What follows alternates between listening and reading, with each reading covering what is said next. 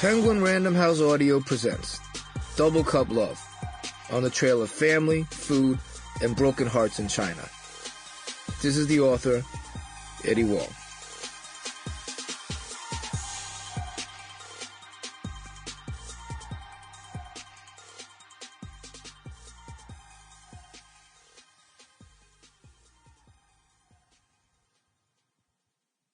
This is dedicated to my mom and dad. Thank you. Telescopes, binoculars, the feds hate my vernacular. Cameron. The crib Scarface couldn't be more Tony. You love me for me, could you be more phony? Kanye. Now take these words home and think it through, or the next rhyme I write might be about you. Prodigy. Prologue.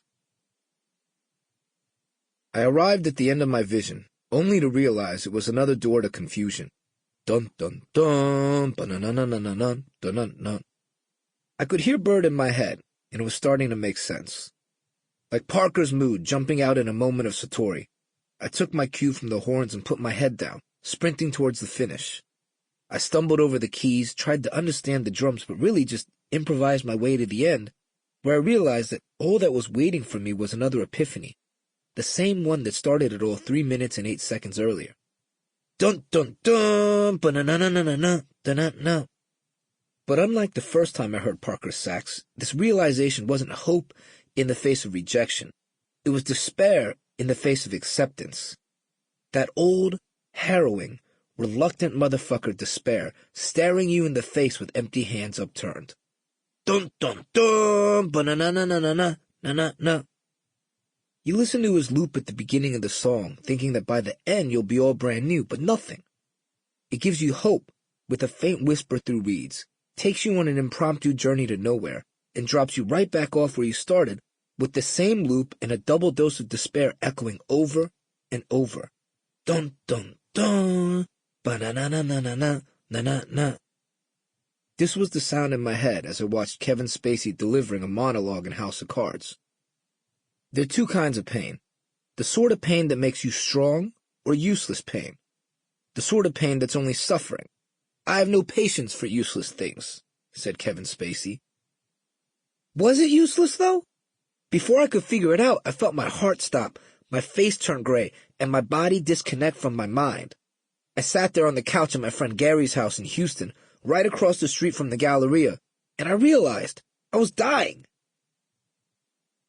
I couldn't breathe, scared that the last thing I'd ever feel on this earth before I became fish food was Kevin Spacey's politico-sexual predator vibes. My face got stuck as I fell off the couch onto the floor, underneath the coffee table where Gary's AR-15 rested. How is it legal for Gary to watch Celtic games with an AR-15 around his neck? How is it legal for anyone to walk into a Walmart and cop a 6-inch Subway meatball sub, an AR-15, and the Everything is Awesome single in the same shopping cart? Something's gotta give. It was my body. It didn't make sense. This wasn't supposed to happen. I'd just gotten my shit straight. I had my bills on auto pay. I had to get to Evan. When everyone else in the family left me, there was always Evan. Emery was my ace. Mom was my heart. Dad was the judge, but Evan was my caretaker. I crawled slowly and deliberately. It took every neuron in my brain to communicate with my legs. It was as if rigor mortis had already set in, flesh stiff like upper lips. I had to fight. I couldn't stand, so I kept grabbing at the ground and pulling myself forward with the little traction I could create against the floor. To the reasonable woman or man listening to this, you have to understand that my body was gelatinous. I had achieved perfect rehydrated sea cucumber status, and for the second time in my life, it occurred to me that my mother would be proud. A thought that kept me going as I pushed my body along by pressing my feet against the moldings at the bottom of the wall. Eventually, I got to the door of Evan's room. I could see Evan. I might not be dead. I grabbed the side of the door and pulled myself up with the last bit of energy I had. Evan, help! He rolled over in his bed to look at me unimpressed. Dude, what are you doing? You look like a psycho leaning against the door like that. Evan, I just died. What?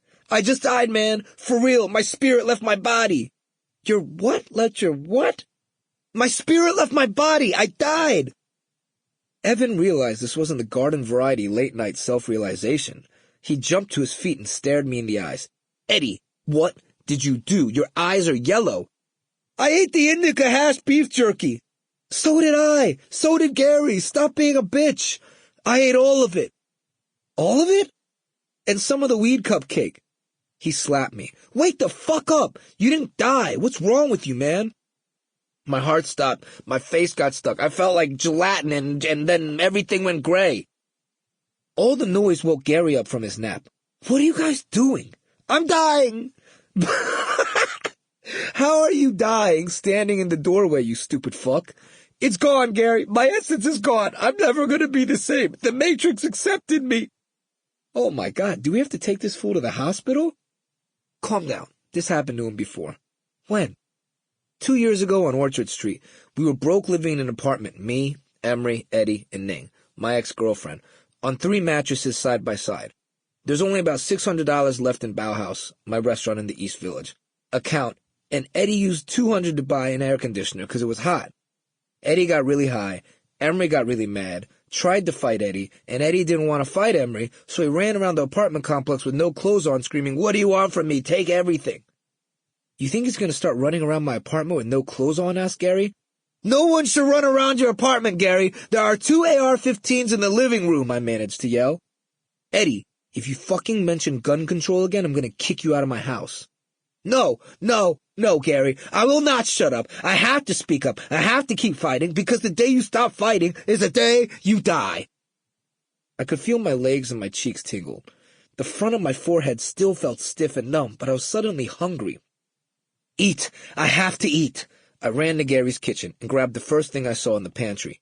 Cheez-Its. Took the box, opened it up, and poured Cheez-Its into my mouth, hoping that I could feel them. I'm alive!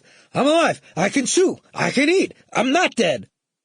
Okay, I think we might need to take him to the hospital. Something's really wrong, said Evan. Something is definitely wrong. He's dancing on fucking Cheez-Its in my kitchen, dude. I wanted to make sure I was alive, so I poured Cheez-Its on the floor and started stepping on them one by one.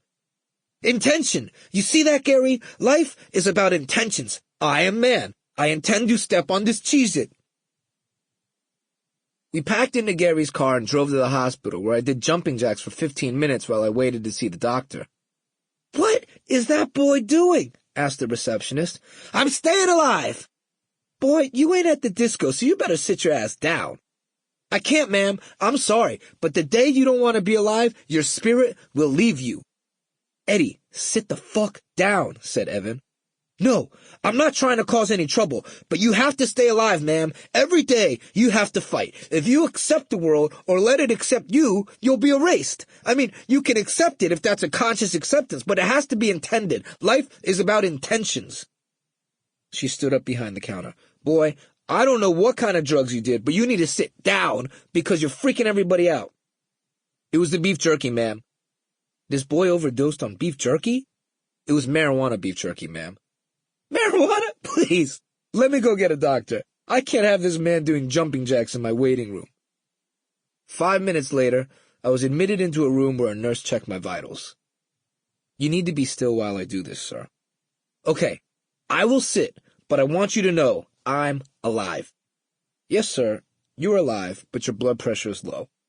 I died about 45 minutes ago. The nurse looked at me quizzically and wrote on a clipboard. The doctor will be in to see you. As I waited, I started doing squats using my own body weight, flexing my lower leg muscles to make sure they were still firing. After about 10 minutes, the doctor finally arrived. He was a tall white man with glasses. Nothing else really stuck out about him. So you ate some marijuana beef jerky, he asked. Yes, sir. Yes, I did, and then I died. I heard you were doing jumping jacks. I see you doing squats now. The nurse took your vitals, and besides a little low blood pressure, everything's fine. Sir, I agree that I may be okay now, but about 45 minutes ago, I died. Son, there's nothing I can do for you medically, but man to man, if you're going to eat weed, I have a bit of advice for you. What is that, sir? Don't be such a pussy about it. I'll try, but I'm starting to think that this is all there is. What's all there is? Being a pussy. He said it first. I assure you, I would never use pussy as a pejorative. Come again? Running. I gotta keep running. Part 1. Love. Sample complete. Ready to continue?